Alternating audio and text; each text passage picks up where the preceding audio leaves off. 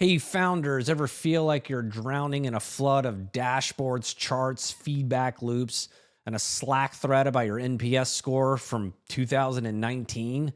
Here's the real question. What should you actually be measuring in your business? Not just the biggest numbers, not just what makes you feel productive. I'm talking about the metrics that matter.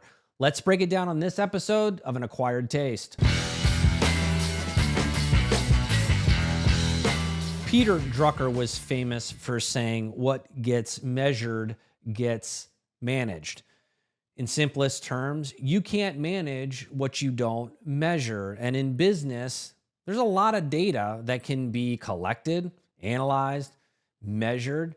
But are you measuring the right things? Because you can get lost in all of that data. If you can pick just a handful of metrics to really laser focus on, you're going to be more successful. 98% of you who watch these videos are not subscribed to the channel. If you like the content we're creating and you want to support the channel, please consider hitting that subscribe button. Back to the episode. So why is 3 the magic number? Why not just track everything? Well, it turns out your brain has limitations regarding retention and focus. And it turns out that 3 is kind of the sweet spot in that range. According to the National Library of Medicine, your brain, quote, chunks, end quote, information into groups. And once you go beyond 3 or 4 items, your memory starts to get funky and your recall starts to suffer. This is especially true for young adults or anybody under the age of 25. So sorry, Gen Z, but you struggle when we ask you to remember or focus on more than 3 things at once. So if your weekly metric report looks like the Cheesecake Factory menu, you're not being thorough, you're being manic. All right, so what should you measure? I would start with these 3 core metrics if you're at an early stage. Number 1 is the obvious one, which is revenue.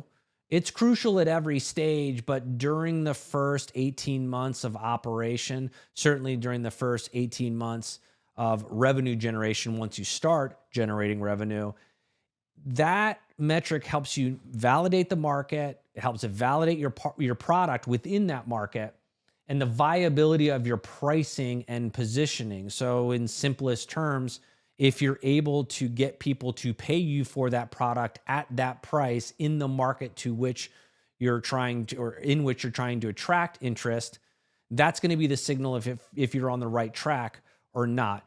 Revenue is a direct reflection of that progress, and it's brutally honest. The second metric I would track is customer acquisition cost.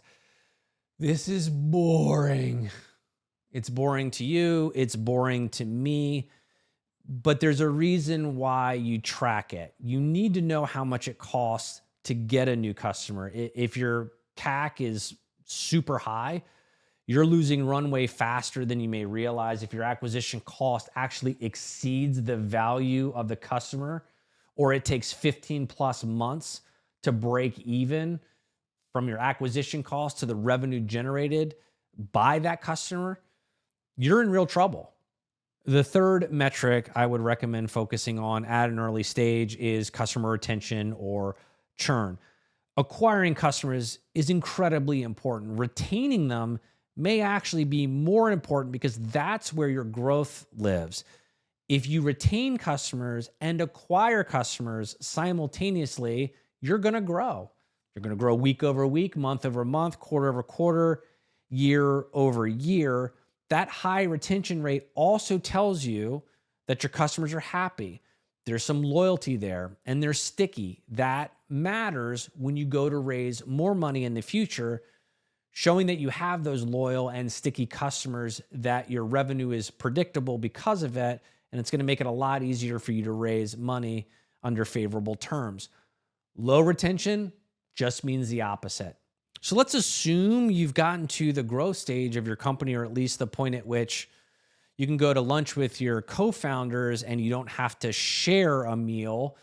You're now at the point where you're going to measure the same things that I suggest you measure in early stage, with one tweak, which is you're not looking at revenue in general. You're looking at revenue through the lens of what is your monthly recurring revenue.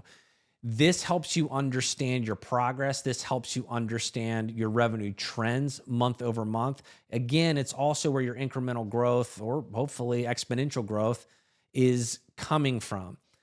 Spikes and valleys in those numbers are going to happen, but the trends are really what you're looking for. Now, if you don't have a lot of recurring revenue, maybe your revenue is more transactional, still look at it month over month and year over year, or at least quarter over quarter, so that you can understand what does that trend look like. So it may not be recurring in a contractual basis or that somebody's paying you the same amount every month, but you can look at how your sales are tracking over time and you can plan accordingly.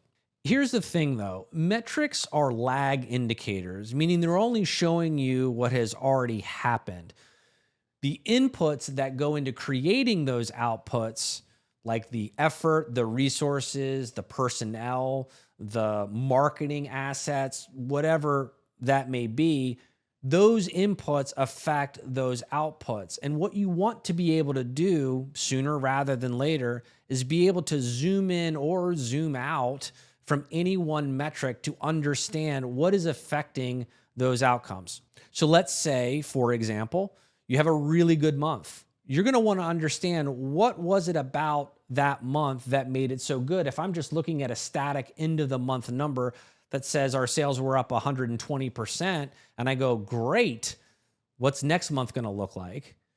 I'm missing an opportunity to understand what were the inputs that created that output and how do I replicate those? Because I want to do more of that. Conversely, something doesn't go well. Let's say sales are down 40%.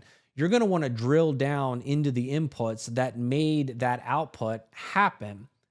You also want to be able to ignore the metrics you don't have to drill down to. So let's say your output met your expectation, your metric hit the mark, hit your goal. There's no reason for you then to go and drill down into the inputs there. Maybe you should just move on because you only have so much time in the day. And let's not forget, you can only focus on so many things. If you live in the weeds or you live in the clouds and that's the only place you live, you're missing a huge opportunity to understand what's actually moving your business. So develop the reporting and develop the data so that you can zoom in or stay zoomed out when you need to. So cut the fluff, choose the 3 metrics you want to focus on, and know what story your numbers are telling you. In the end, great companies don't try to measure everything. They measure the things that need to be managed.